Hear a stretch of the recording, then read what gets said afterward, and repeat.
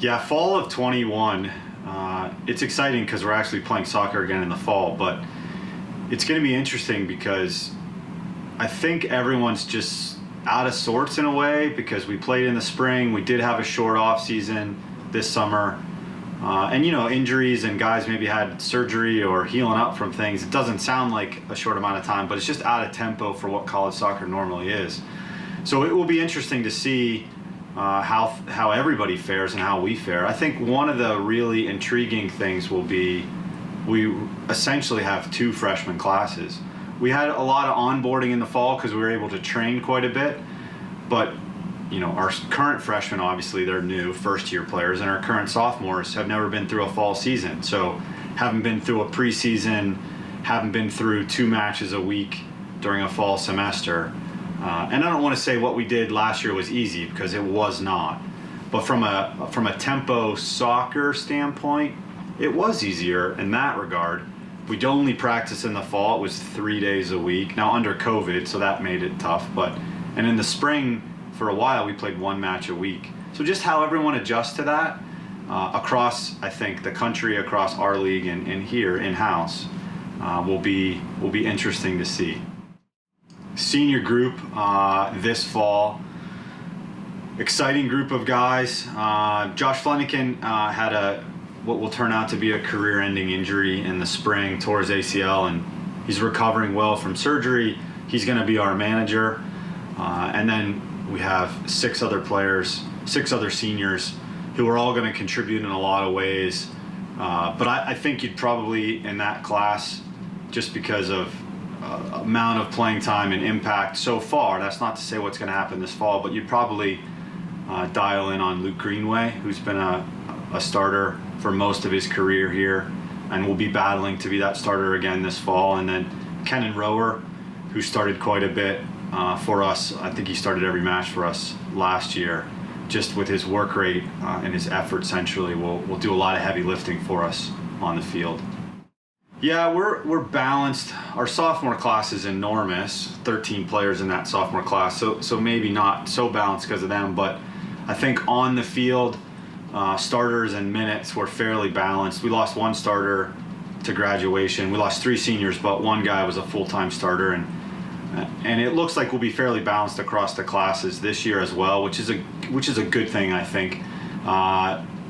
Players that will look to be impactful. Bryce Steven had some injury, just some mechanical injuries, couple of things here and there in the spring, limited his minutes early on, but he's a captain, and I think he's primed to do some really good things. And I think you'd probably go just up the spine. You'd talk about Aaron McFeeters in the back, who his freshman year led our team in minutes, and he's been a super impactful guy at center back.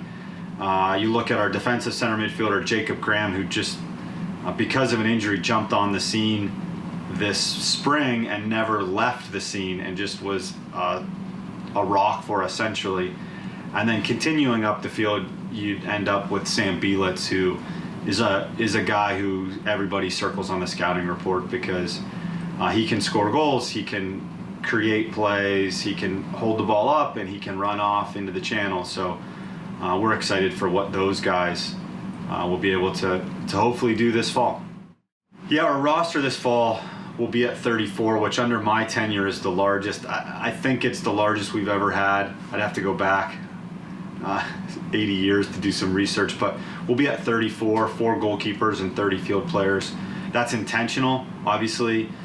We wanted to create a better training environment. We also want to have the opportunity to play some reserve games because certain guys weren't able to play as many meaningful minutes as they needed to develop. So we've got 4 reserve games scheduled this fall, but we're really deep. We've got just some players that are really going to have to compete to see time. So normally we play 17, 18, 19 guys in a game, but I really feel that you could stretch that 22, 23. It's hard to play that many guys in a match, but there are that many guys that are capable of really seeing heavy minutes for us, which is going to be, I think, really beneficial to our program because competing is just something you have to do, and you're not going to be able to take a training session off because somebody's going to take your spot for sure. Yeah, the PAC I think is always it's competitive. There's games you think you should win and games you think you should maybe are going to be tougher than others. It's just you never know, and I think top to bottom it just is super competitive. And I really think like last year, and you always go to like league play for sure, but when you get into the playoffs, you can look at some of the results recently.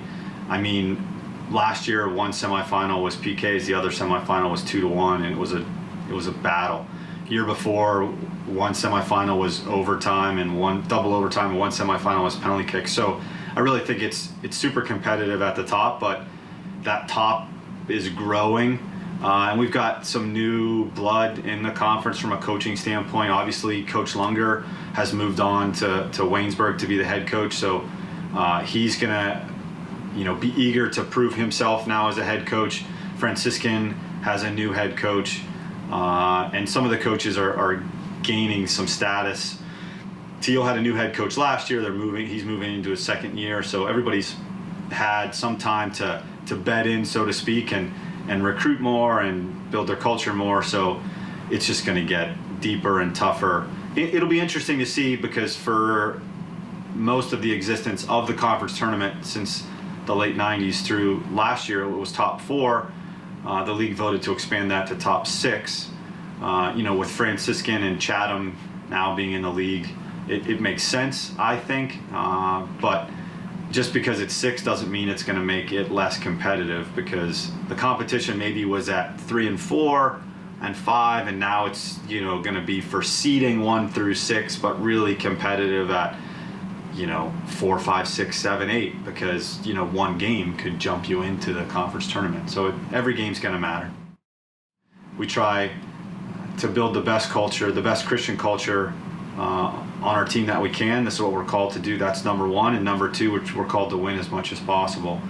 I think for us, our success is rooted in that culture. And that culture isn't just, it is about friendship, but it isn't just about that friendship. It's about more than that. It's about competing. It's about accountability. It's about executing. And for us, just deepening that culture, doubling down, so to speak, is really where I think our success is going to come.